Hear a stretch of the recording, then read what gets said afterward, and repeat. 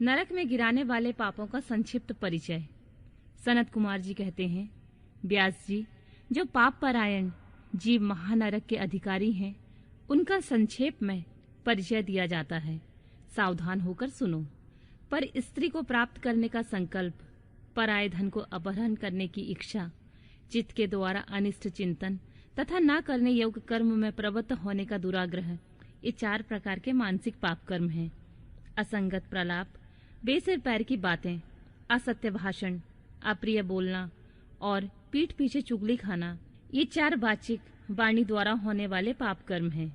अभक्ष्य भक्षण, प्राणियों की हिंसा, व्यर्थ के कार्यों में लगना तथा दूसरे के धन को हड़प लेना, ये 4 प्रकार के शारीरिक पाप कर्म हैं। इस प्रकार के 12 कर्म बताए गए हैं जो मन, वाणी और शरीर, इन तीनों साधनों से संपन्न होते हैं। जो संसार सागर से पार उतारने वाले महादेव जी से द्वेष करते हैं, वे सब के सब नरकों के समुद्र में गिरने वाले हैं। उनको बड़ा भारी पातक लगता है। जो शिव ज्ञान का उपदेश देने वाले तपस्वी की, गुरुजनों की ओर पिता ताऊ आदि की निंदा करते हैं, वे उन्मत्त मनुष्य नरक समुद्र में गिरते हैं। ब्रह्म हत्यारा, मदिरा पीने वाला, सुवर्ण चुराने वाला, गुरु पत्नीगामी तथा इन 4 से संपर्क रखने वाला 5वीं श्रेणी का पापी, ये सब के सब महापातकी कहे गए हैं। जो क्रोध से, लोभ से, भय से तथा द्वेष से ब्राह्मण के वध के लिए महान मर्म भेदी दोष का वर्णन करता है, वह ब्रह्म हत्यारा होता है। जो ब्राह्मण को बुलाकर उसे कोई वस्तु देने के पश्चात फिर ले लेता है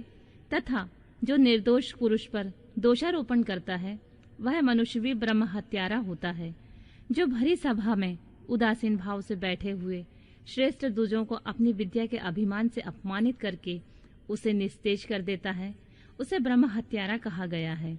जो दूसरों के यथार्थ गुणों का भी बलात् खंडन करके झूठे गुणों द्वारा अपने आप को उत्कृष्ट सिद्ध करता है, वह भी निश्चय ही ब्रह्म हत्यारा होता है। जो सांडों द्वारा बाही जाती हुई गौओं के तथा गुरु से उपदेश ग्रहण करते हुए द्विजों के कार्यों में विघ्न डालता है, उसे ब्रह्म हत्यारा कहते हैं। जो देवताओं, ब्राह्मणों तथा गौओं के उपयोग में दी हुई भूमि को हर लेता है, उसे ब्रह्म हत्यारा कहा गया है। देवता और ब्राह्मण के धन को हर लेना तथा अन्याय से धन कमाना ब्रह्म हत्या के समान ही पातक जानना चाहिए। जिस किसी व्रत, नियम तथा यज्ञ को ग्रहण करके उसे त्याग देना तथा 5 महायज्ञों का अनुष्ठान न करना मदिरापान के समय पातक बताया गया है।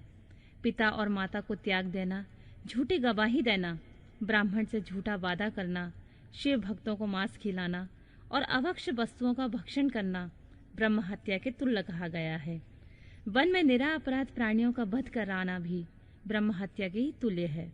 साधु पुरुषों को चाहिए कि वह ब्राह्मण के धन को त्याग दे, उसे धर्म के कार्य में भी न लगाए, अन्यथा ब्रह्म हत्या का दोष लगता है। गौओं के मार्ग में, वन में तथा गांवों में जो लोग आग लगाते हैं, वे भी ब्रह्म हत्या ही करते हैं। इस तरह के जो भयानक पाप हैं, वे ब्रह्म हत्या के समान माने गए हैं। ब्राह्मण के द्रव्य का अपहरण करना, पैतृक संपत्ति के बंटवारे में उलटफेर करना, अत्यंत अभिमान और अधिक क्रोध करना, पाखंड फैलाना, कृतघ्नता करना, विषयों में अंतर्गत आसक्त होना, कंजूसी करना, सत्पुरुषों से द्वेष रखना, पर स्त्री समागम करना, श्रेष्ठ कुल की कन्याओं को कलंकित करना, यज्ञ, बाग बगीचे, सरोवर तथा स्त्री पुरुषों का विक्रय करना, तीर्थ यात्रा, उपवास तथा व्रत और उपनयन आदि का सौदा करना,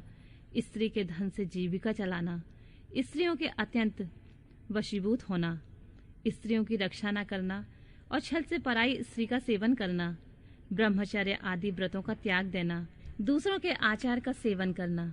आसत शास्त्रों का अध्ययन करना, सूखे तर्क का सहारा लेना, देवता, अग्नि, गुरु, साधु तथा ब्राह्मण की निंदा करना, पितृयज्ञ और देव यज्ञ को त्याग देना, अपने कर्मों का परित्याग करना, बुरे स्वभाव को अपनाना, नास्तिक होना, पापों में लगना तथा सदा झूठ बोलना, इस तरह के पापों से युक्त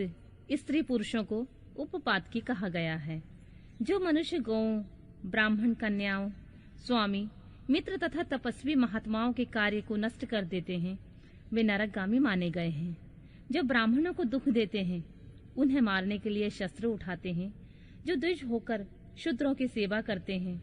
तथा जो कामवश मदिरापान करते हैं, जो पाप परायण, क्रूर तथा हिंसा के प्रेमी हैं, जो गौशाला में, अग्नि में, जल में, सड़कों पर, पेड़ों की छाया में, पर्वतों पर, बगीचों में तथा देव मंदिरों के आसपास मलमूत्र का त्याग करते हैं, बांस, ईंट, पत्थर, काठ, सींग और कीलों द्वारा जो रास्ता रूंधते या रोकते हैं, दूसरे के खेत आदि की सीमा मिटा देते हैं, छल से शासन करते हैं, छल कपट के ही कार्य में लगे होते हैं, किसी को ठग कर लाए हुए पाक, अन्न तथा वस्त्रों का छल से ही उपयोग करते हैं, जो स्त्री, पुत्र, मित्र, बाल, वृद्ध, दुर्बल, आतुर, भृत्य, अतिथि तथा बंधुजनों को भूखे छोड़कर स्वयं खा लेते हैं, जो आजितेंद्रिय पुरुषों स्वयं नियमों को ग्रहण करके फिर उन्हें त्याग देते हैं, संन्यास धारण करके वे फिर से घर बसा लेते हैं, जो शिव प्रतिमा का भेदन करने वाले हैं, गौओं को क्रूरता पूर्वक मारते और बारंबार उनका दमन करते हैं, जो दुर्बल पशुओं का पोषण नहीं करते हैं, सदा उन्हें छोड़े रखते हैं, अधिक भार लादकर उन्हें पीड़ा देते हैं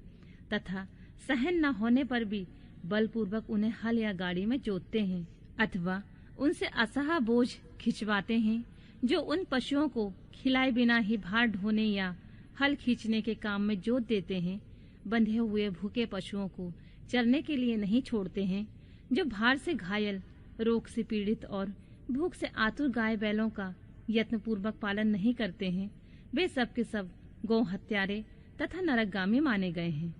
जो पापिष्ठ मनुष्य बैलों के अंडकोश कुटवाते हैं और बंध्या गाय को जोतते हैं, वे महानार्किक हैं, जो आशा से घर पर आए हुए भूख, प्यास और परिश्रम से कष्ट पाते हुए और अन्य की इच्छा रखने वाले अतिथियों, अनाथों, स्वाधीन पुरुषों,